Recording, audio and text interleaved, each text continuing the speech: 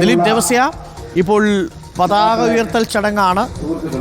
സംസ്ഥാന നേതാക്കളടക്കം എല്ലാവരും കൊല്ലം ജില്ലാ സമ്മേളനത്തിൽ എത്തിച്ചേർന്നിട്ടുണ്ട്. പാർട്ടി ജില്ലാ സെക്രട്ടറി സുദേവനാണ് ഇപ്പോൾ സംസാരിക്കുന്നത്. സമ്മേളന പ്രതിനിധികൾ വിവിധ ഏരിയ കമ്മിറ്റികളിൽ നിന്നെത്തിയ 450ഓളം ഏരിയ കമ്മിറ്റി അംഗങ്ങളാണ് സമ്മേളനത്തിൽ പങ്കെടുക്കാനായി സമ്മേളന നഗരിയിലുള്ളത്.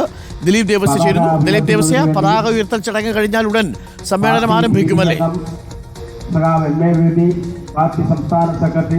ഡോക്ടർ അരുൺകുമാർ, കൊല്ലത്ത് CPM-ന്റെ ആദ്യത്തെ ജില്ലാ സമ്മേളനത്തിന് അല്പസമയത്തിനുള്ളിൽ തന്നെ പതാക ഉയർത്തുന്നതായിരിക്കും. പാർട്ടിയിലെ ഏറ്റവും മുതിർന്ന അംഗമായിരിക്കും പതാക ഉയർത്തുക. ഇപ്പോൾ CPM-ന്റെ സംസ്ഥാന കമ്മിറ്റി അംഗങ്ങളാണ് ദൃശ്യങ്ങളിൽ കാണുന്നത്. ഒപ്പം തന്നെ 18 ഏരിയ കമ്മിറ്റികളിൽ നിന്നായി എത്തിയ 450 പ്രതിനിധികൾ ഉൾപ്പെടെ ഇവിടെ എത്തിയിട്ടുണ്ട്. പതാക ഉയർത്തി കഴിഞ്ഞാൽ ഉടൻ തന്നെ സമ്മേളന നഗരിയിലേക്ക് എല്ലാ പ്രതിനിധികളും എത്തും. അതിനുശേഷമായിരിക്കും സമ്മേളനത്തിൻ്റെ പരിപാടികൾ ആരംഭിക്കുക. ആദ്യം തന്നെ റിപ്പോർട്ടുകൾ അവതരിപ്പിക്കും. അതിനുശേഷം ചർച്ചകൾ ഉണ്ടാകും എന്നാണ് അറിയാൻ കഴിഞ്ഞിരിക്കുന്നത്. അതിനുശേഷമായിരിക്കും മറ്റ് 2 ദിവസങ്ങൾ നിൽക്കുന്ന, അതായത് 12-ാം തീയതിയാണ് സമ്മേളനത്തിൻ്റെ സമാപനം നടക്കുന്നത്. CPM-ന്റെ സംസ്ഥാന സെക്രട്ടറി MV ഗോവിന്ദനാണ് സമാപന സമ്മേളനം ഉദ്ഘാടനം ചെയ്യാനെത്തുക. അല്പസമയത്തിനകം തന്നെ കൊല്ലത്ത് നടക്കുന്ന CPM-ന്റെ ജില്ലാ സമ്മേളനം, കേരളത്തിലെ ആദ്യത്തെ CPM-ന്റെ ജില്ലാ സമ്മേളനമാണ്, ഈ വർഷത്തെ ജില്ലാ സമ്മേളനമാണ് കൊല്ലത്ത്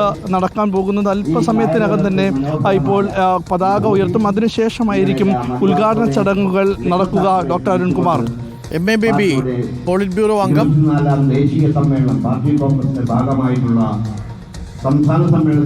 MA ബേബി പോളിറ്റ് ബ്യൂറോ അംഗമായിരിക്കും പതാക ഉയർത്തുക. പതാക ഉയർത്തുകയാണ്. ആ ദൃശ്യങ്ങളിലേക്ക് നമുക്ക് പോകാം.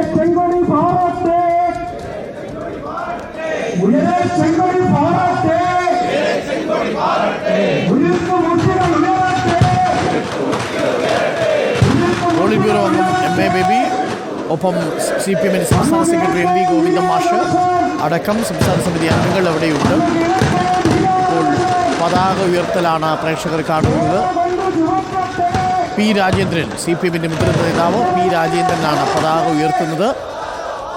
കൊല്ലം ജില്ലാ സമ്മേളനത്തിന് കൊടിയേറി കഴിഞ്ഞിരിക്കുന്നു. പതാക ഉയർത്തൽ P രാജേന്ദ്രനാണ് പതാക ഉയർത്തിയത്. കൊല്ലത്തെ CPM-ലെ മുതിർന്ന നേതാവ് ശ്രീ രാജേന്ദ്രൻ.